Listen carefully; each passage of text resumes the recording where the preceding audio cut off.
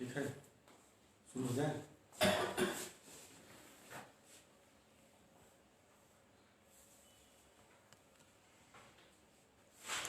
देशवासियों नमस्कार।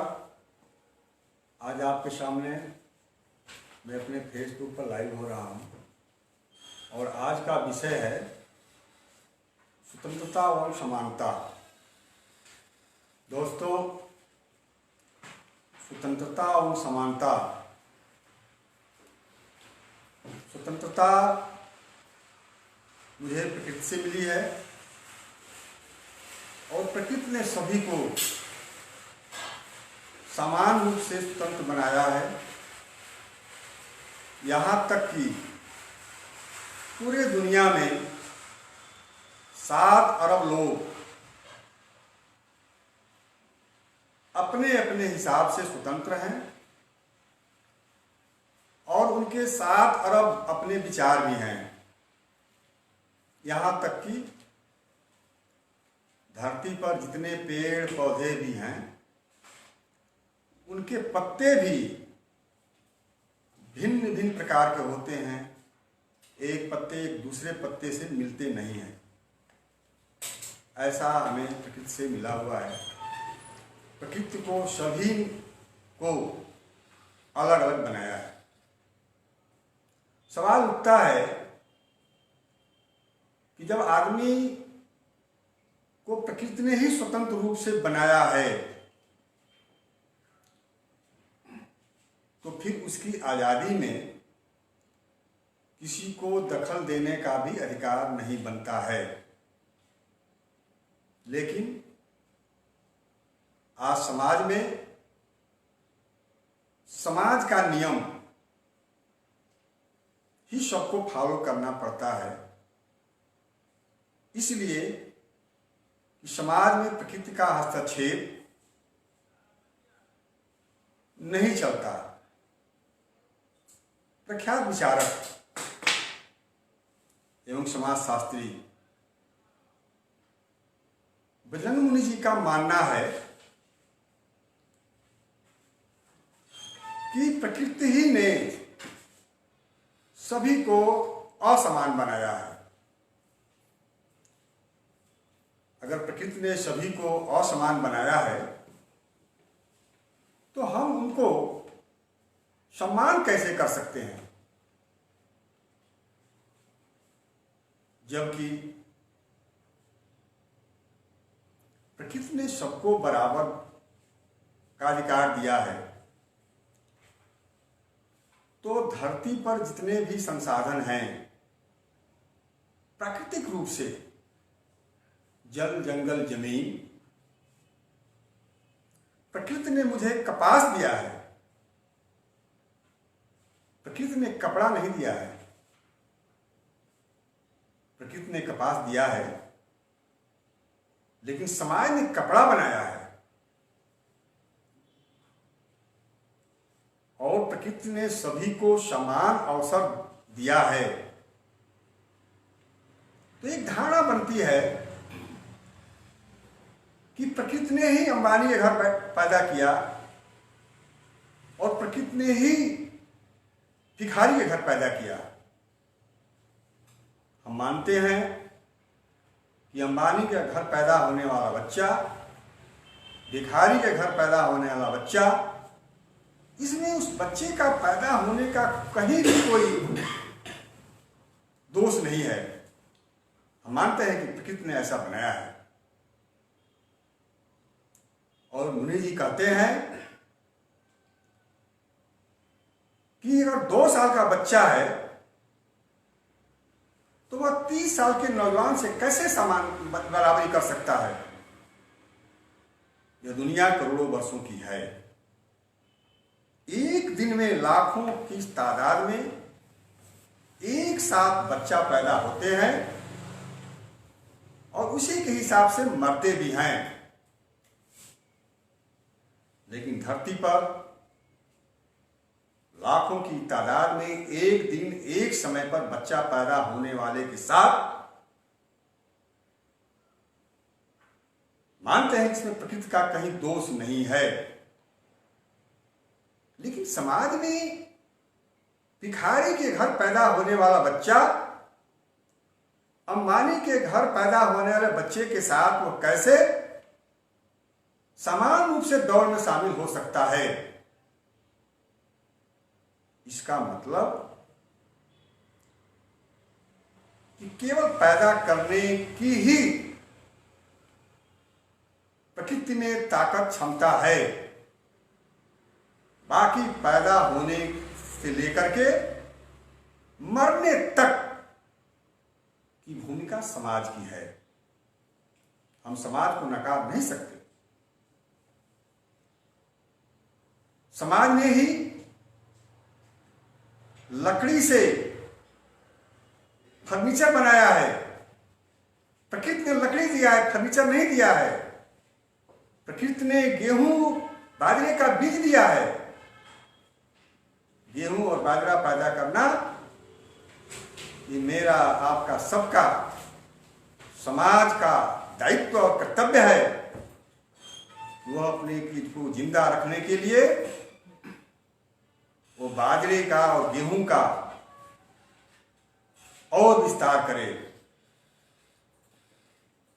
हम मानते हैं कि प्रकृति ने सबको बराबर बनाया है, तो हर आदमी के जीवन में हस्तक्षेप करने का भी अधिकार किसी व्यक्ति को नहीं है। लेकिन व्यक्ति अगर समूह में रहता है तो उसकी स्वतंत्रता, उसकी आजादी, उसका मौलिक अधिकार समूह में रहते हुए भी सुरक्षित है। लेकिन अपनी आजादी, स्वतंत्रता को बरकरार रखते हुए समूह के किसी भी सदस्य को अपने आचरण, अपने व्यवहार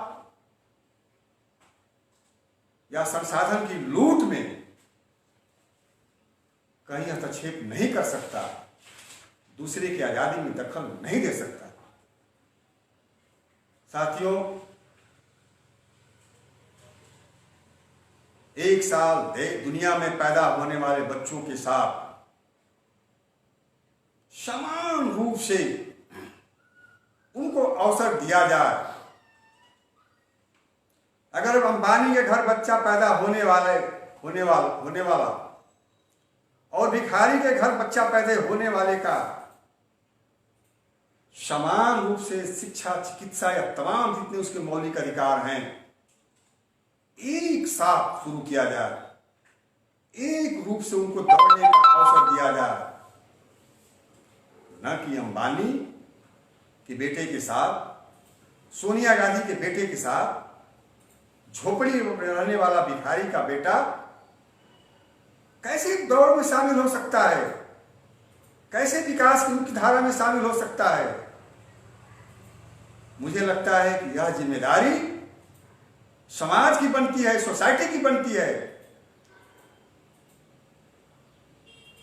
और सब कुछ यहां पर जो बड़े लोग हैं, खास करके जो संसाधनों पर कब्जा किए हुए हैं, वह आर्थिक रूप से, राजनीतिक रूप से, शैक्षणिक रूप से, सामाजिक रूप से, सांस्कृतिक रूप से समाज में जिनका वर्चस्व है, इसमें कहीं भी प्रकृति की भूमिका नहीं है। प्रकृति की भूमिका केवल पैदा होने तक का है। बाकी जो भी विकास में, समानता में जो गैप है, जो असमानता है, वो हमारे आप सोसाइटी, समाज के द्वारा ही किया गया है। दोस्तों, स्वतंत्रता और समानता दोनों लोगों की, वह दुनिया में सबसे अमीर हो या सबसे गरीब हो, दोनों की स्वतंत्रता और समानता एक बराबर होनी चाहिए। प्रख्यात विचारक, समाजशास्त्री मुनि जी का मानना है कि प्रकृति ने ही असमान बनाया है, तो उसको समान नहीं बनाया जा सकता। लेकिन हमारा मानना है कि समाज में जो भी कुछ है किसी व्यक्ति ने नहीं बनाया है। हम फिर दोहरा रहे हैं कि व्यक्ति मनुष्य कपास नहीं बनाया है, गेहूं का बीज नहीं बनाया है, यह प्रकृति से मिला हुआ है। ऐसे में हम कपड़ा बना सकते हैं, और कपड़ा बनाने में, गेहूं बनाने में अगर हम कोई किसी के साथ बेईमानी करते हैं, अगर लूट में ज्यादा हिस्सेदारी करते हैं, तो निश्चित तौर पर किसी का विकास, किसी के हिस्से का विकास के साथ हम नाइंसाफी कर रहे हैं, उनके साथ बेईमानी कर रहे हैं। तो मेरा मानना है स्वतंत्रता प्रकृति से तो मिली हुई है, लेकिन समानता असमानता का जो बीच में जो खाई है वह समाज के द्वारा दिया गया है। ऐसे में हम प्रकृति और मनुष्य दोनों को एक सिक्के का पहलू मानते हैं। जिस तरह से प्रकृति मनुष्य प्रकृति प्रदत्त वह जैविक तो है, लेकिन उस जैविक के बाद मनुष्य समाज का हिस्सा है, समाज से सीखता है, समाज से बेईमानी, धोखाधड़ी, जो भी कुछ सीखता है, अच्छाई, बुराई, अध्यात्म, वह समाज से सीखता है। इसमें प्रकृति की कहीं भूमिका नहीं है। ऐसे में मुझे मानना है कि प्रकृति और मनुष्य दोनों में सामंजस्य बना करके एक साथ किया जा सकता है। साथियों, असमानता को लेकर के देश की जो सिस्टम है, जो व्यवस्था है, उसको भी मानना है कि समाज से कुछ लोग बहुत आगे हैं और समाज से कुछ लोग बहुत पीछे हैं। ऐसे में समानता के लिए उन्होंने आरक्षण की भी व्यवस्था की है। हम नहीं कहते कि किसी का विकास को आप बाधित करके पिछड़े हुए व्यक्ति को आप अवसर दें,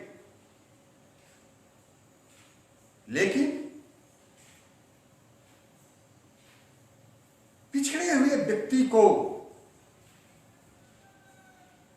अगर वह पैदा ही हुआ है 10% लेकर के, और कोई अंबानी घर 100% का पर्चा लेकर के पैदा हुआ है,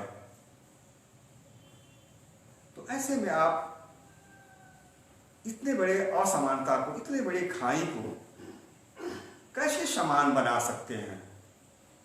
तो मुझे लगता है कि जो भी सोसाइटी अब तक समाज में असमानता है, यहीं से दुनिया में लाखों करोड़ों लोग एक साथ जो पैदा होते हैं, उनको एक साथ विकास करने का अवसर दिया जाए। मुझे लगता है कि 25-30 साल में एक बेहतर समाज की हम लोगों ने जो परिकल्पना की है, असमानता को समानता की तरफ ले जाना चाहते हैं, तभी एक बढ़िया बेहतर समाज बन सकता है। इन्हीं शब्दों के साथ हम अपनी बात समाप्त करते हैं। अपने लाइव पर आपका सुझाव, आपका आमंत्रित है। धन्यवाद। जय हिंद, जय भारत। नीचे है ना।